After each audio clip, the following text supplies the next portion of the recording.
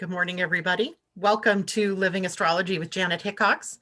Grab your cup of coffee or your tea, sit back, and let's chat about what is happening up in the sky above for today, November 18th, 2020. And just making sure my phone is turned down. Hopefully you're all having a good morning and had a rest of your day yesterday that was pleasant enough. And let's see, I'm making sure everything is working. Looks like it to me. Good morning, Ingrid. It's good to see you. And I'm heading back over to Zoom at this moment just to say what it is that we're going to talk a bit about today. Thank you for those of you who sent me responses to what it was that you wanted to start going deeper into as far as astrology is concerned. I got answers that ranged from talking more about Ophiuchus to talking about the aspects and the configurations. And I'm still considering what it is that we want to do. Today, we're going to talk a little bit about Ophiuchus and how I think he presents us as an opportunity, but also as an inconvenient truth. I named the show this morning that, Ophiuchus and Inconvenient Truth. So I want to talk more about why I see it that way, and then start our conversation about Ophiuchus.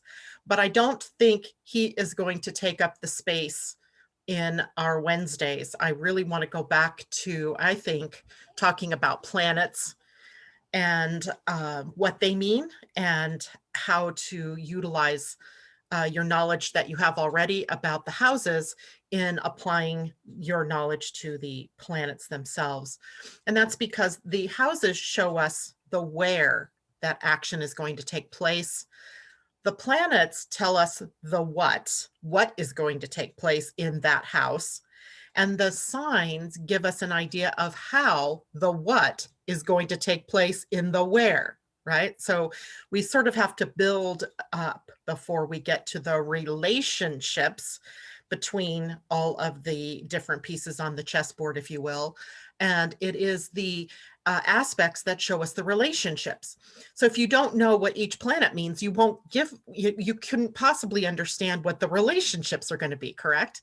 So if I say today, for example, that the moon is in a square to Mars, great, right? But if you didn't know what the moon represented and what Mars represented, that square means exactly nothing. Because all you know is that I say that there's a square, that I say a square means some kind of challenge or some kind of event or something in the way of getting where you want to go, and presenting us with, the need to move through something, but through what, right? We might understand that the moon is about our emotions and the soul's connection, but it could mean so many more things, right? So before we can actually talk about what that square really is, other than in the passing glance that we give it in the morning when we're talking about the different aspects of the day, you really kind of need to know more about those planets and how they play together and so forth, kind of putting everything in its right and perfect place. So that, I think, is going to be our next object. Our next objective is to go through the planets. And I think this will give us a really good opportunity to not only talk about the planets in astrology, but juxtapose them against what they mean in human design, because they mean somewhat the same things, but I think in human design, they take on a multidimensional aspect that they don't really take on in astrology itself. So I think that's what we'll do starting next week. We'll go through the planets. And then after we do that, we can start to really put the words together to build what a planet means in a sign, and how is it different. Let's just take the planet Venus, right? How is Venus different in Sagittarius than she is in Libra, right? That's another question. So we have to also go through the signs. So part of our our planet study will also be about what does that planet look like when she's sitting in each of the 12 signs, or he look like when he's sitting in each of the 12 signs.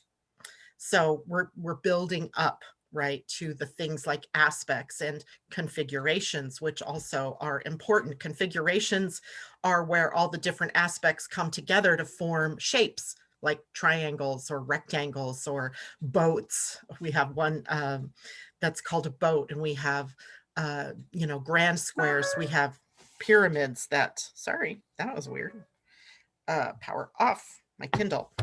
And so we need to build. So the next building block, I think, is going to be the planets. And I hope you'll all agree that with my logic, if not, you can certainly talk to me about why that's not logical. I just feel the need to be logical and to build one upon the other.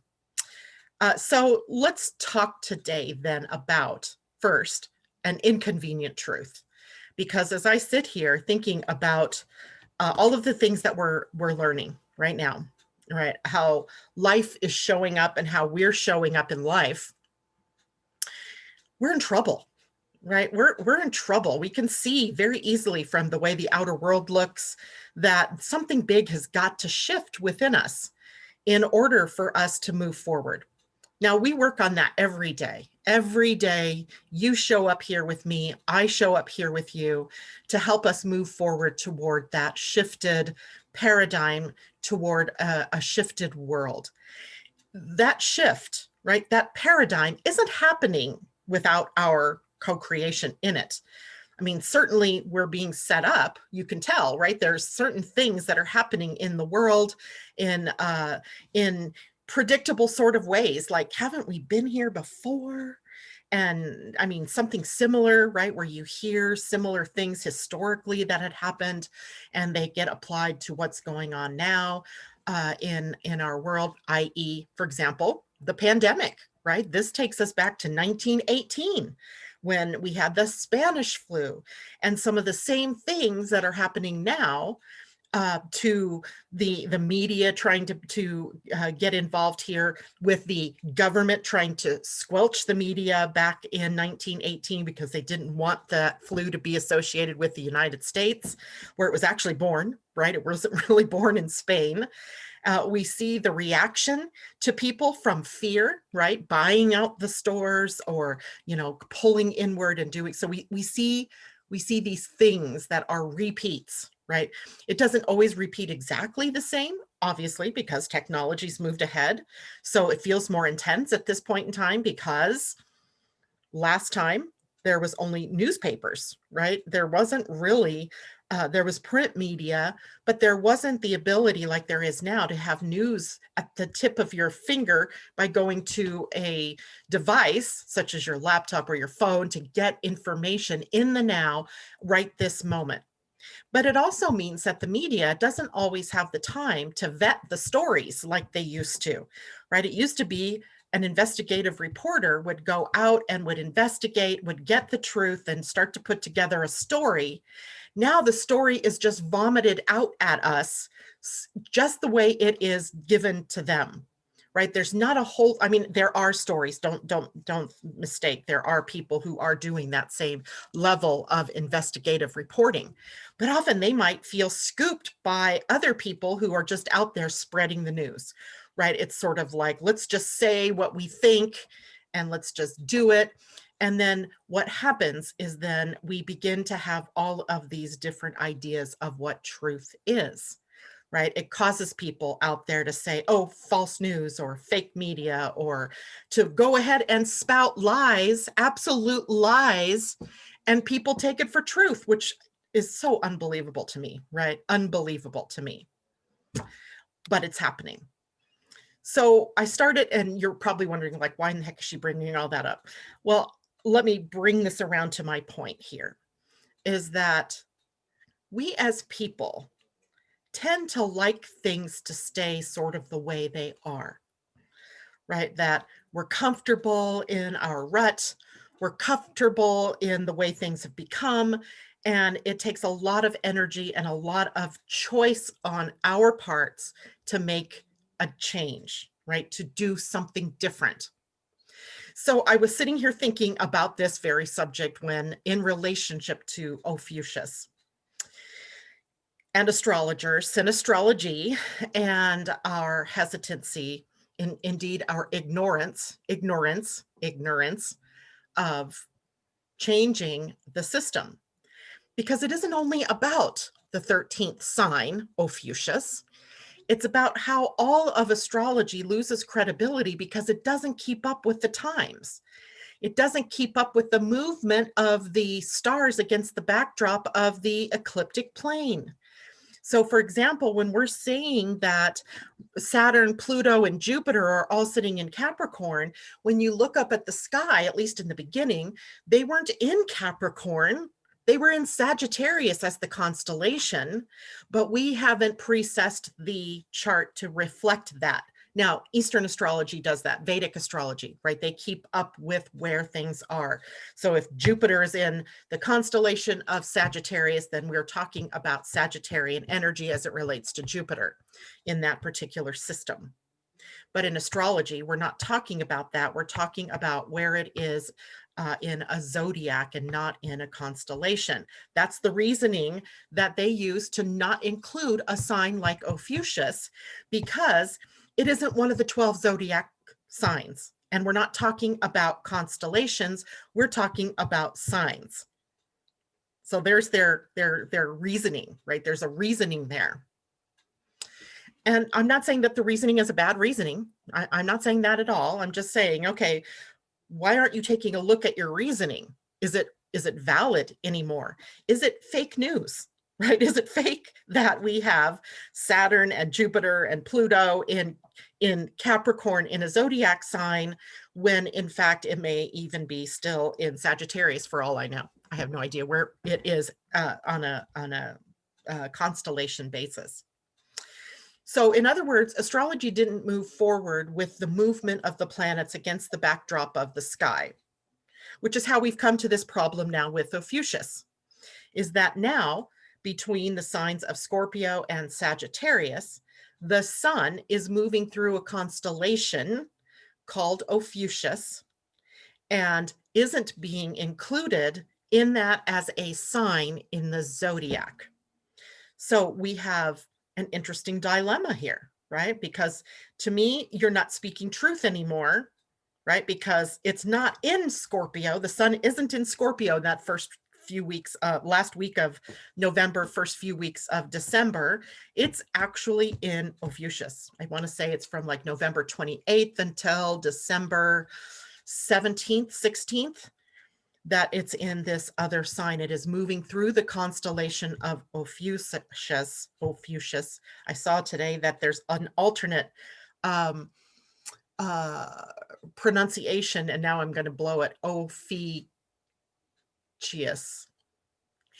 something like that. So I'm going to stick with Ophiuchus because that's how I learned it. So on one hand, we have a movement of our star, right? The star that is our life force energy in this universe or in this solar system that we are a part of, moving through a constellation that has now inched his way into the ecliptic plane and is not being considered as anything other than Scorpio and then Sagittarius, almost like we have this blind spot. We have this blind spot. And I believe that blind spot is about the ease at which, the inconvenience of which a 13th sign presents us with a problem. The problem is, what element is it going to be? What mode is it going to be? How does that upset the aspecting of the planets that are moving through those signs? Right? How does it elementally fit in with the rest of the group? Right? So we have it nice and neat right now with the number 12, right? We have 3 modes of operation: cardinal, fixed, and mutable. We have 4 elements, right? So we have 12 divided by 3. So we can have 4 signs or 4 signs in each mode. We have 4 elements: air, earth, fire, and water. We can divide 12 by 4 and get 3 signs in each of those elements. We now have trines, the ability to have trines. And what do we do if we add a 13th sign in there, right? Nothing's divisible by 13, only 1 and 13. It's a prime number. So it's inconvenient. It messes up our perfect little system. But does that mean that we shouldn't use it?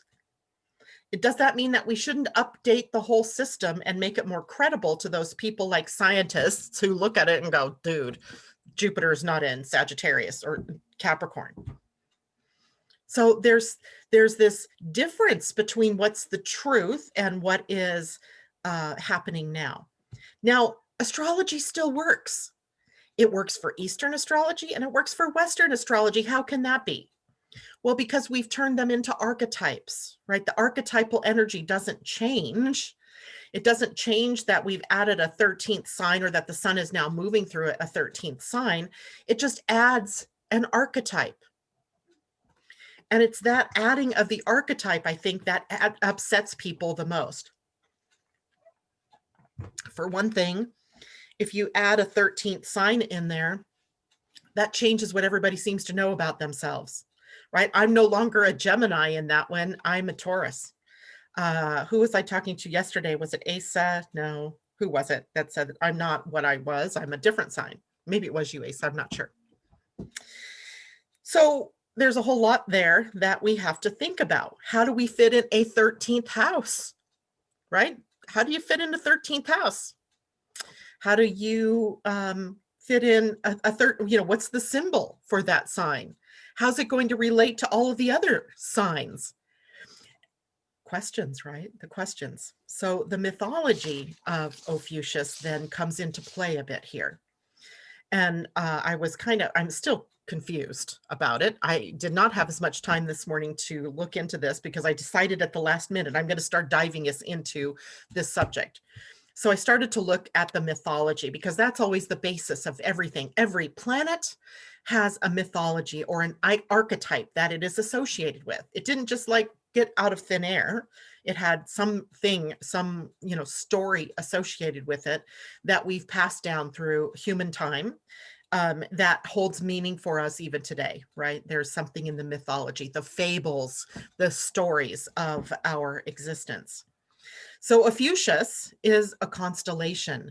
He's not a zodiac sign, at least not at this point in time. It is a constellation, and it's not even a constellation of just one constellation. It's actually three, right? It is made up of Ophiuchus, the healer, the serpent healer, the serpent handler, and there are also two other constellations mixed in here, the serpens caput and the serpens cauda. And one means the serpent's head, serpent's caput, and the serpent's tail, the serpent's cauda. So the head of the serpent lies on the left hand of Ophiuchus, while the tail lies on the right hand of Ophiuchus. So we could talk about the symbology, right, of the head of the snake in the left hand, right, in the representation of the occult, right? The occult in Latin, left is occult, right? That is the word for it, the Latin word. And then the tail, so the head meaning maybe the future, the direction we're moving forward in. It sort of reminds me of the north and the south node, right? The dragon's head and the dragon's tail. The dragon's head being the direction we're moving in into the left, and the dragon's tail, the past, the serpent's tail, the right hand, where we've been. So where we've been and where we're going. So those are just like some things that were moving through my head this morning as I was looking at Ophiuchus. Now, in mythology, Ophiuchus is the god of medicine, and his name is Asclepius, and I'm sure I'm butchering that name, but it's Asclepius, Asclepius. Asclepius, maybe? I'm not sure. The god of medicine, Asclepius, was the son of Apollo, the son of the sun god, the son of the sun god, and he was taught by our friend Chiron to be a healer. So Ophiuchus is the son of Apollo, who is being taught medicine and healing by the centaur Chiron, whom we know in our astrology as the wounded healer. Now, we've pretty much accepted Chiron in astrology, right? At least the idea that there's this healer, this wounded healer, that we have this primal wound, that each one of us has been wounded and each one of us are on a healing journey. i.e. a hero's quest even, to heal this wound. But we are not ready yet to talk about the healer himself, right? The one who holds the magic. Think of the serpent. The serpent is always seemingly a tool for magic, for alchemy, right? For transformation, for shedding of the old and the beginning of the new, right? We can't begin to grow unless we shed the old, right? So we have different other little archetypes and energies and thoughts that we can put into this. Now, he learned how, Asclepius learned how to bring people back from the dead. Well, as you can imagine, Hades didn't like that, right? Hades, the lord of the underworld, Pluto, the god of the underworld, wasn't very happy that Asclepius could bring people back from the dead. So he asks big brother Zeus to kill Asclepius. Kill the healer, right? Kill the healer, squelch him, do away with him. And Zeus does it. He kills him. But he honored Ophiuchus, Asclepius's memory by naming a constellation after him. An inconvenient truth, right? We killed the healer. The god of gods kills the one who could bring back from the dead people, humanity. So, I mean, you could think about all of the different ways that this plays out, right? This idea of transformation, killing the messenger. We don't like the message, so we libel him. We slander her. We make her wrong. We make the news fake news that isn't true. Because we don't even want to see the truth here that there's a 13th freaking sign representing the path for humanity's healing, and we're ignoring him. We're ignoring this energy. And then as I think more and more about resurrecting this energy or birthing this energy, bringing it in, I think about all the difficulty that that would bring, right? The difficulty of fitting a 13th sign in there, a 13th house. What element is it? What mode of operation is it? I can just feel the anger, the upset, the resistance out there to doing something like this, right? To rebuilding a system. But I feel like sort of what Pia said on Friday is that if we don't start honoring the 13th energy, the sacredness of going within, then we are cutting ourselves off from the healing that's possible in our psyches, in our bodies, in our relationships to one another, in our relationship to the planet. So I think it's incumbent upon us to each look and search within us to see, where are things too hard? Where is it an inconvenient truth? Right? What's inconvenient about it? That I have to change the way I think? That I might have to let go of some of those freaking sacred cows that I'm so afraid to let go of? Right? What is it that's keeping us from this major shift? And of course, the shift can't start outside of us. It can't be that we wait to see somebody else think about it and do it. We have to start that process within ourselves. And we start that first, maybe by honoring a calendar that isn't based on the Gregorian calendar. We do it perhaps with a calendar. We start to really live the sacredness of the number 13. We start to really live by more natural cycles of time, and we honor the process of healing. We honor the process of bringing back what we have lost. Now, I'm not going to tell you that we lost and that, there was no reason for that, blah, blah, blah. There must have been a reason or it wouldn't have happened, right? I think when we shifted from the matriarchal to patriarchal, there was some lesson, some key thing that we were developing as human beings that we needed to be able to have in order to live more fully, holding the serpent, both the head and the tail, right? The head and the direction we move in, the tail and all of the things that have been, and we hold them in wholeness, right? It's not like there's two parts when you look at the, oh, I actually have, I think I did save this. Hold on, let me see where I saved it to, because, you know, sometimes I save it someplace and it's not there when I go to get it. Yeah, it's not there. So it's probably on the desktop. Oh, I know where I put it. I put it in, gosh, sometimes I'm so smart. I outsmarted myself. I'm going to show you. And just a minute while I share my screen. Here we go. So let me make this maybe just a titch bigger. Here is the serpent, right? The serpent isn't cut in half. He's literally wound around Ophiuchus. So here's Ophiuchus. This line right here represents the ecliptic plane. And it's the ecliptic plane where we have, see, you can see Sagittarius, the archer here, and we can see Scorpio over here.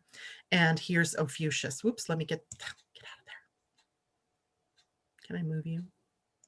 I don't know if you guys can see this, but there we go, down here. So the ecliptic plane right here.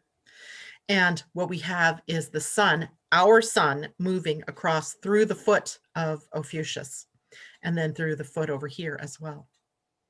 So through the feet, planted, right? The sun is moving through the part of the constellation that represents the grounding nature, the steady foundation of something.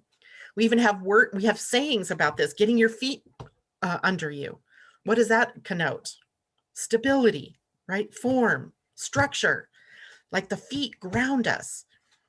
So the sun moving through the feet of Ophiuchus every year from about the last few days of November through about the 16th, 17th of December. So, all right, we've got that. And it's beautiful, right? I mean, obviously a whole bunch of the constellation lives up here above the ecliptic plane. But the fact of the matter is, and you can, if you kind of look at this, you see how the sun moves through one foot and then passes through again. Well, let's do it this way because it moves this way. So we see here is Scorpio. You can see one of his claws here, right? So we move through Ophiuchus, then through Scorpio, then through Ophiuchus, and then on into Sagittarius. So there's this interesting sort of in and out healing, almost like Scorpio and Ophiuchus are intertwined. And maybe to make astrologers feel better, we can weave the magic of Ophiuchus in with the magic that Scorpio holds. You know, that's a possibility, right? I'm open to possibilities. But until we really understand Ophiuchus, we can't really weave his magic into the story of humanity. All right. So that's our dipping our toe into Ophiuchus. Next, we'll talk more about the mythologies. What are some of the other stories that are about Asclepius, Ophiuchus? And if we were to add him in as a 13th sign, what does that do to you as far as what your sign is? How does it move things and adjust them? What would it mean to be an Ophiuchian, right? What would that mean as a sign to be born in the sign of the healer, the one who could resurrect people from the dead? Wow, I don't know, but it could be fun to explore that. All right, so let me check in with everybody this morning. I'm sure I've given you lots to think about here. Good morning, Debbie Tibbetts, Tumiel, and J-Lo, and Peggy Doyle. You made it. Yay, it's good to see you. Mimi, hello, and Kathleen Mallory. GM, here we all are. Asa, hello, sweetheart. I'm so glad you're feeling better today. And she's, of course, thanking all of you for your positive thoughts and wishes for her to get better. And Peggy, Ingrid, Janet, you're such a superb teacher. I feel like I got on my soapbox this morning. I apologize for that. But I realized this morning that in my human design right now, all of my centers are filled up. And that's because of transiting planets. And I was like, no wonder I have no room for anything new. I was feeling a little overwhelmed, and it's because normally I have 4 open centers, but they're all tied up right now with different planets transiting through. So I think a lot of you may be feeling almost like you're full, right? You can't take on anymore. And that might be the case in your own human design that's happening. Ursula Angelicus, good morning. I'm going to say it all from now on. You are not just plain Ursula. You are Ursula Angelicus, because I like that. Christine Buckingham, glad to find you live and subscribe to your other channel. Good morning, everyone. J-Lo, I believe I'm an Aries, but at the same time in Vedic astrology, I'm an Aries also. Well, likely that's because in Vedic astrology, they are actually looking at the actual constellation that the sun is in at the time. So not the zodiac sign. So it's an interesting difference. It's similar to, it would be much easier, I think, in Vedic astrology to find that we added Ophiuchus in there because of the way that they follow the natural zodiac or the natural constellations. Kathleen, all my life seems that everyone, or all my life I have seen that everyone seems to have a wound. Indeed. Indeed. And of course, that all busted out onto us in 1977 and 78 with the discovery of Chiron. And so those of us that were born pre-1977, 78, that wound occurred to us at some point, you know, in the late 70s.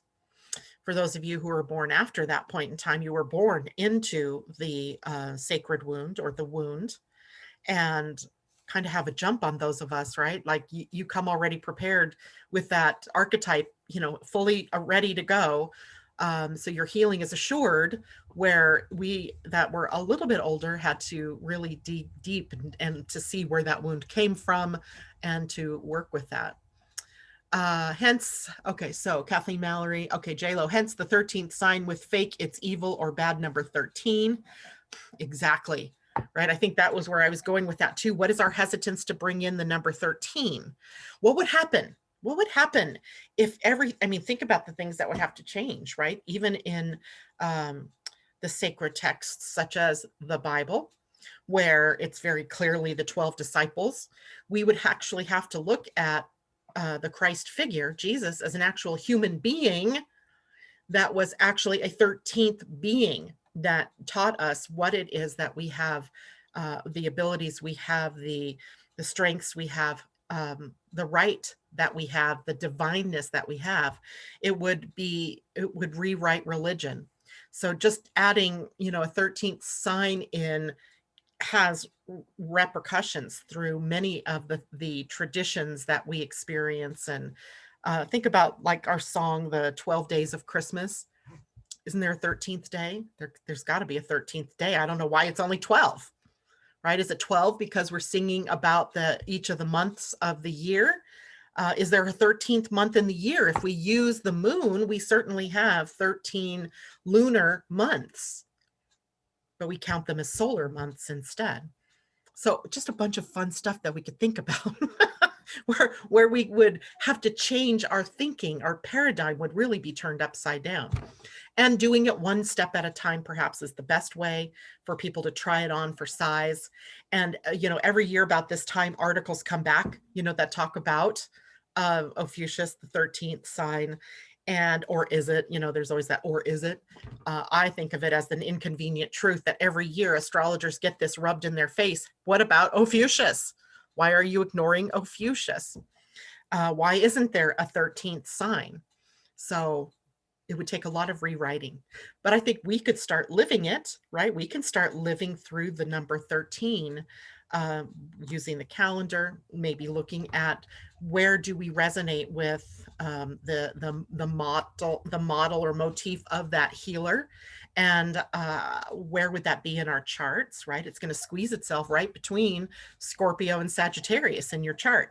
So if you look at this chart, this is the chart of the day. That would put right now and what does it do with my whole sign idea, right? The whole signs, right? That each sign has a house. So now we'd have to have a 13th house. Wow. I don't even want to think about that, what that would be. Maybe it is the 13th house is the sign of really what we think of as the 12th house now, of retreat. And then maybe the 12th house is really about where we understand everything that's come before. I don't know. We'd have to think about that. Why did I pick this up? Oh, because I wanted to see. So This particular chart has Scorpio on the rise in the first house and Sagittarius on the second house. So now we'd have to squeeze Ophiuchus somewhere in there between the first and the second house. So if I look at this, I would say maybe there's a wound around a healing that needs to take place in this life between the idea of self and self-discipline and self-assuredness, self-confidence, self-worth, and how it applies to how you are able to earn money in this particular earth existence, and how it is that you show up in your passions. Do you have a fear of really expressing who you are, or do you just embrace it full on? I don't know. I think we could find ways to do a reading with Ophiuchus included in there, even if it was just a blip, a paragraph, a conversation about somebody's natal astrology chart. And what does it do to human design, right? Human design would also have to shift as well. I mean, it isn't just one astrology. If one shifts, they all have to shift in some way, shape, or form, except for Pleiadian, because it's already there. It's already built in there. And then who's the ruling planet of the 13th sign? Is it Chiron? I don't know. Is it maybe Neptune? I thought about that one because of the feet, the whole thing at the feet, right? Neptune, Pisces, the feet. Don't know. So lots of things, right? That inconvenient truth, right? That there's this 13th sign. Now, what do we do about it? How do we shift our mythology? How do we make room for that mythology? And I think that's an interesting conversation. All right, let's take a look now at, am I still sharing my screen now? So let's take a look now at the astrology for the day. Today we have the moon in Capricorn, right? It's down to business, right? That's what Capricorn is all about. It's about order and structure. It is about our goals and our plans and taking that stepwise progression toward the expression of our goals. It has a lot to do with our professionalism, with our reputation, with how we're seen out in the world. And we have the moon moving through here. So it's the emotions that we feel about these kinds of things. Today, the moon happens to be in a sextile with Mercury. That happened at midnight. So, you know, that one's already passed. We have a square to Mars that's coming up here in the next hour. We have the sextile to Neptune and a conjunction to Pluto. Remember, moon in Capricorn, toward the end of that transit, it's going to come into contact with a conjunction to Pluto, to Jupiter, to Pallas Athena, and to Saturn. So between today and tomorrow, we're going to start that process of going through those planets that have been already in the reconstruction and rebuilding of our world that's seemingly, you know, crashing in various ways, shapes, and forms.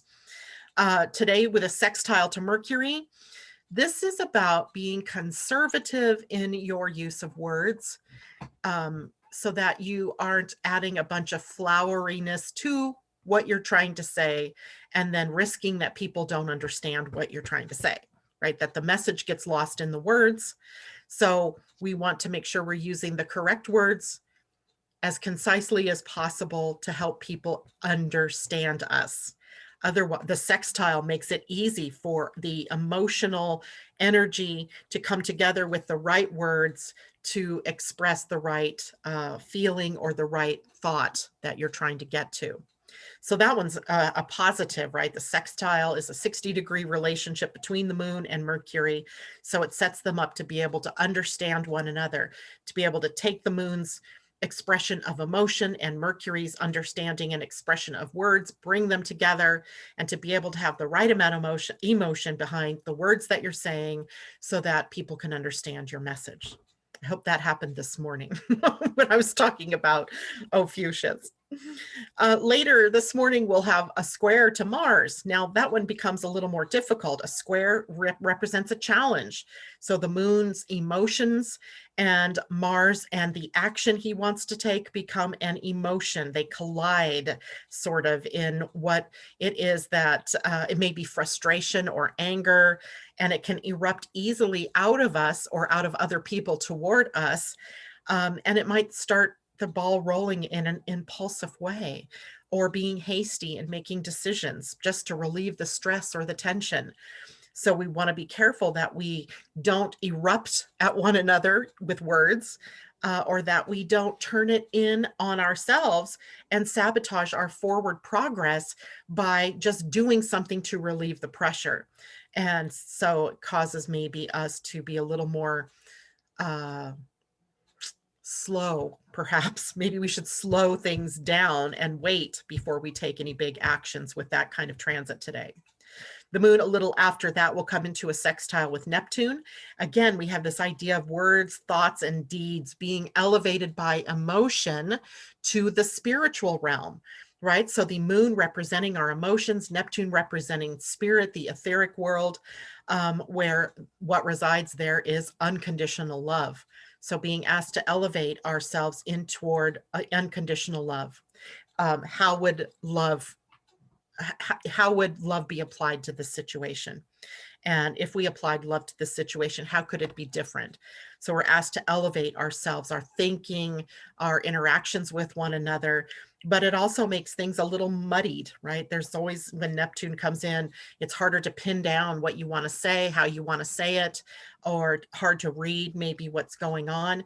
So it forces us, pushes us inward to becoming more intuitive, right? Listening to our inner voice. And it's not long here before Neptune turns direct in the 28th of this month.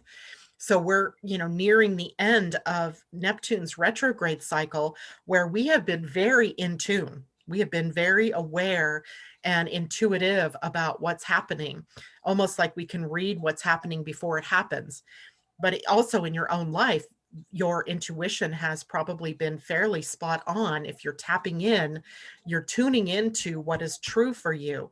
Once Neptune turns to direct, and that won't be until, like I said, the end of next week, next Saturday.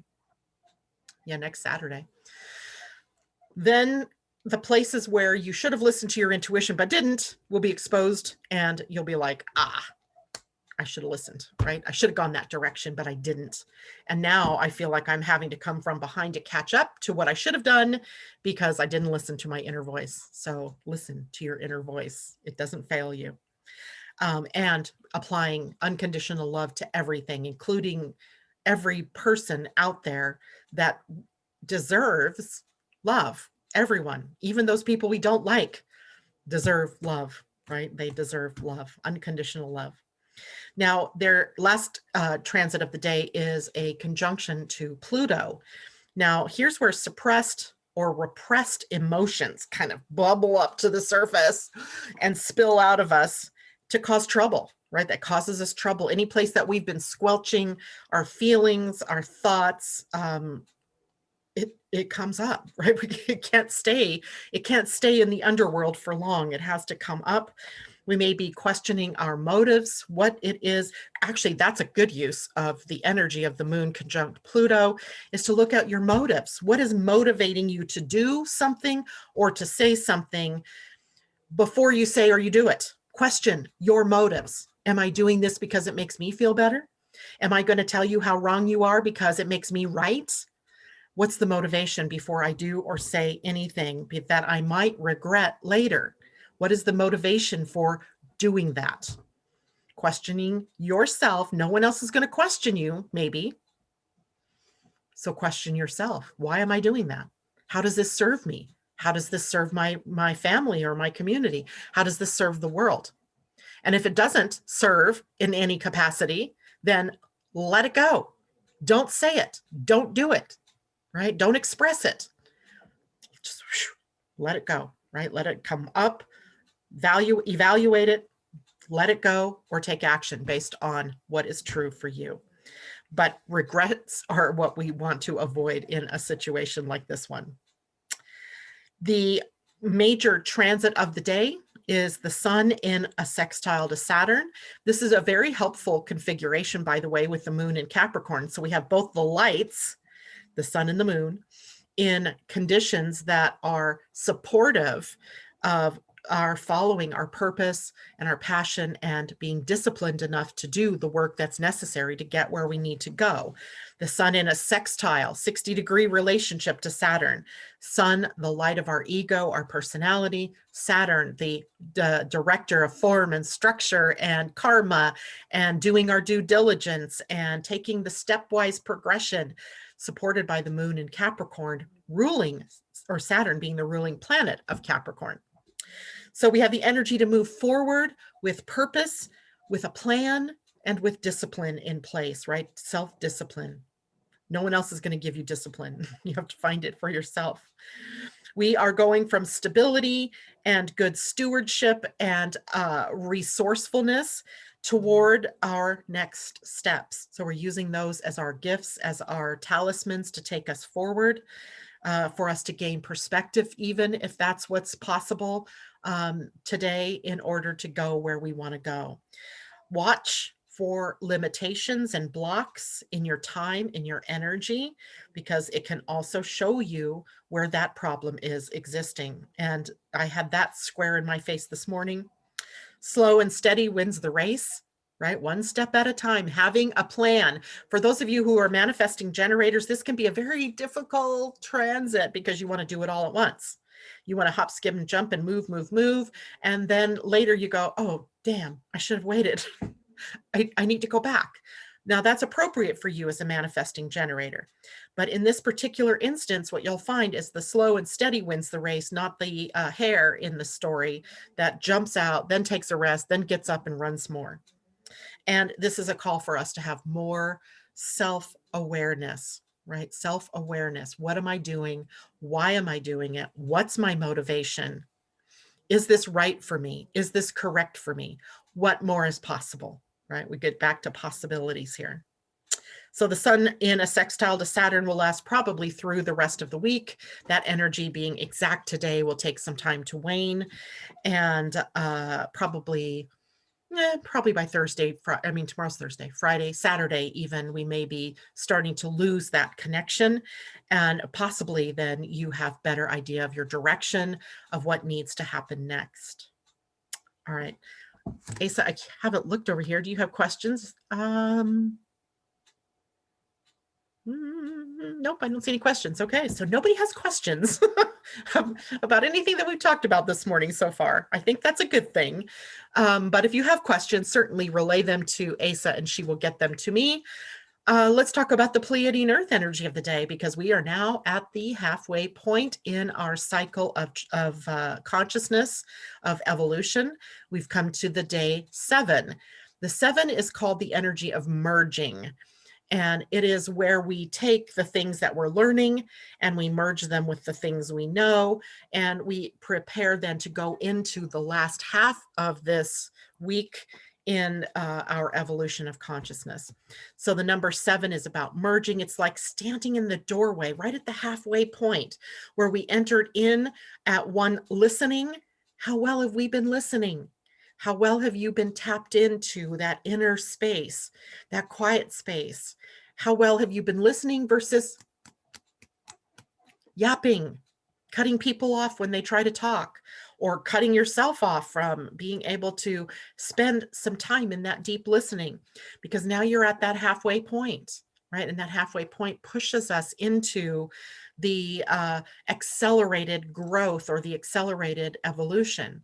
So the earth energy of the day is feeling energy. In the Mayan calendar, that was Muluk, and it was a representation of water and its connection to life on the planet. The fact that you are 75% to 80% water, and that connection that water has to memory and to emotion. And so today, 7, feeling. How are you feeling, right? What have you tapped into? What are you hearing from yourself, from others that might be disturbing to the force, right? You might be being disturbed by what you're finding out, what you're hearing when you tap in. Maybe you're exhilarated by what you're hearing as you tap in. What are you feeling, right? Today's the energy of feeling. And with feeling energy comes the responsibility for containing that, expressing it appropriately, right? Instead of being reactive, to be responsive. How do I respond to what I'm feeling? So we see that a part of our spiral of consciousness is about, again, such a coherence here between the Pleiadian Earth energy and human design, where we're learning in this solar plexus mutation to become more responsive and not reactive, so that we can choose free will, choice. It's your only real free will, is to choose how you're going to show up, what you're going to say, how you're going to feel to the stimulus from the outer world or from the people in your life or your relationships, things like that. So today could be a very powerful feeling day. But I would say that there's also the possibility that at times it's high and low and high and low, just because of the nature of all of the energies. If you take them all together today, we have the frustration in Mars squaring the moon, or the moon squaring Mars. We have Saturn and the sun in a more taciturn, more stern sort of position that maybe has us, evaluating things that our structure, our forms. And then we have this 7 energy, this really considering, my tipping point. Am I moving forward, or am I going to de-evolve, de-evolution? And yeah. So question, Ursula is asking if maybe the 13th makes us think less linearly and more spirally. I would say yes. The 13th, doggone it. I need a new phone, gal. I'm just so tired of this phone. How would that look holographically? Holographically. Well, holographically, it looks like a spiral, right? It looks like a starting point, and we're moving up through the spiral. We get to the top of the spiral, which then becomes the bottom of the next one, and we keep moving, we keep growing, we keep listening, we keep evolving. So holographically, yeah, I think even in when we even think of the gene keys, I'm just going to use the gene keys as an example. There's a tendency for us to want to use that linearly, to see shadow, gift, siddhi. I mean, in words, that's how I can convey that to you. But when we really think about it, we're at all levels of that in the moment, right? There isn't a one that goes to the other, that goes to the other. They are all sort of like nesting dolls, nested within one another. Within you, contained within you, as I say all the time, is your entire human design, is all of the gene keys. You are living in a holographic world where we're attempting to linearly contend with that information to live, right? We see things as 1, 2, 3, up, down, below, or below, up, higher. But it's really all happening in a spiral or in a hologram, a holograph that is all nested within one another. So you're all contained. You're all contained. You have all the human design. You have all the gene keys. You have all the shadows. You have all the gifts. You have all the siddhis at one time. But we do live in sort of a concrete sequential sort of world, a physical world built on laws of physics, right? On very constructs that, by the way, I think we've probably created at some point, so that we can see in a linear fashion where it is that we're going and what it is that we're doing. But you are so much more than you think you are. Once we learn that, once we really connect with that, once we can connect to that, we're living the shadow and the gift and the siddhi all at one time, that we can choose then what we're going to express. Right now, it sort of feels like by default that we might be living in the shadow energy. The choice is ours to live there, but we may not even see that we've made that as a choice. Just like tomorrow, or in the next moment, we can choose to live in the gift level, right? The gift level of something. So if we choose to look at just one planet, and we look at the sun sitting today at the gate 14, today is the 18th. It's in the 3rd line, which is the experiential line of the gate 14 of bounty. How are you living in bounty? Or are you still in compromise, right? Parts of you may still be in compromise. Some of you might be in, the gift level. What was the gift level? Was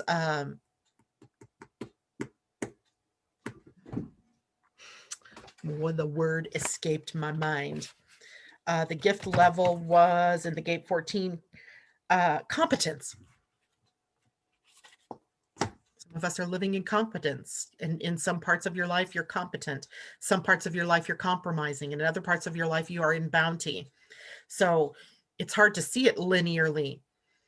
You can sort of see it linearly and then recognize that really it's more like the spiral. I mean, that's a loaded question, sort of, Ursula, because in the asking of the question is the answer. We're living in a spiral. And we're going back through the shadows. We're going up through the gift and into the city and back down and living spherically, if you will, and not linearly.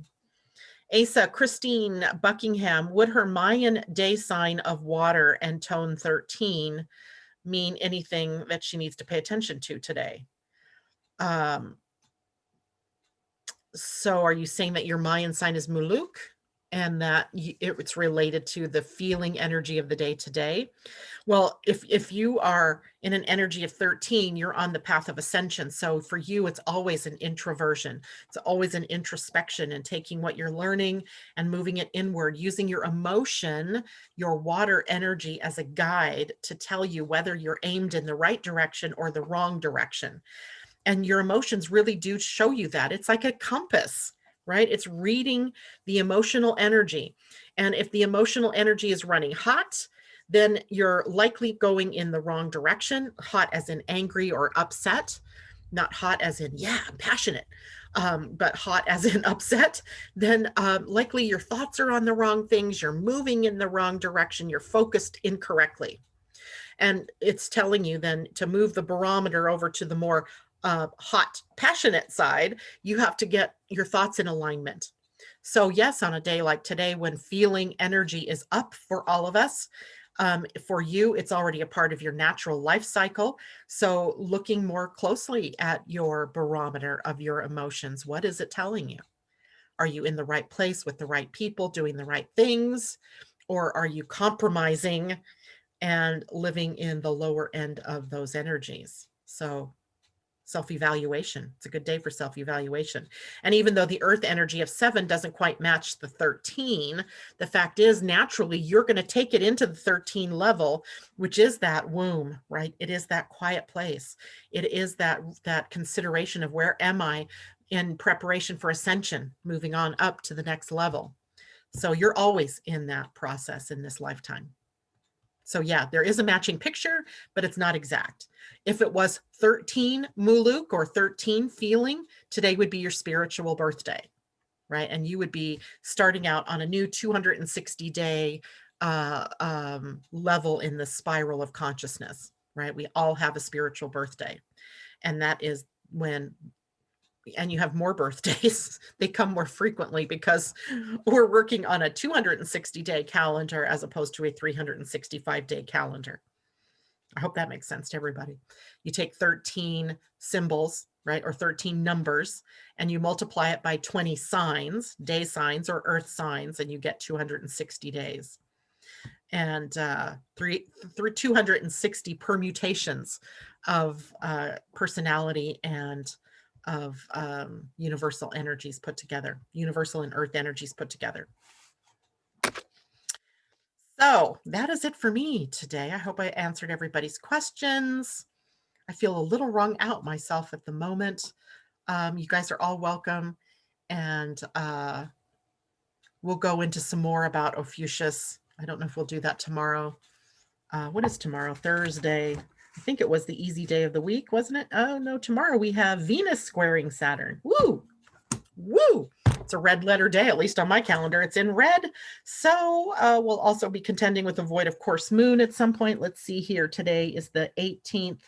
So from the 19th at 8:30 in the morning until 12:25 p.m. my time will be in the void. So get what you need to do done late in the day, as the moon will be wandering for a good chunk of your day. Late in the day if you're here on the West Coast, earlier in the day if you're on the East Coast, as the moon will be moving into the sign of Aquarius, changing up the energy. All right, everybody, that is it for me. Have a great day. Oh, announcement tonight, 5:30 p.m. Pacific time, so 8:30 on the East Coast. I will be again on Angel Heart Radio, finishing up our conversation about the solar plexus mutation. And every time I think it's the last thing we're going to talk about, something else comes up. And so I'm hoping this is the end. It should be the end. I'm going through my final 2 slides that I have on the energy shift that's occurring. So if you want to join me there, all you need to do is tap into Facebook and go to Angel Heart Radio's page, and she broadcasts it live there at 5:30. If you can't make it, don't panic, because you can reach that recording anytime after the broadcast is over. And from what I understand, Anea is going to take all of the broadcasts. This will be the 5th one, and she's going to put them together so that we have access to them all as a package. And then you can start from the beginning and go through the end again. That will be this afternoon or this evening, my time. And let's see, is there anything else? Am I forgetting something, Asa? I think we're good. I think that's it for now. All right, everybody, take care. I'll see you later. Bye.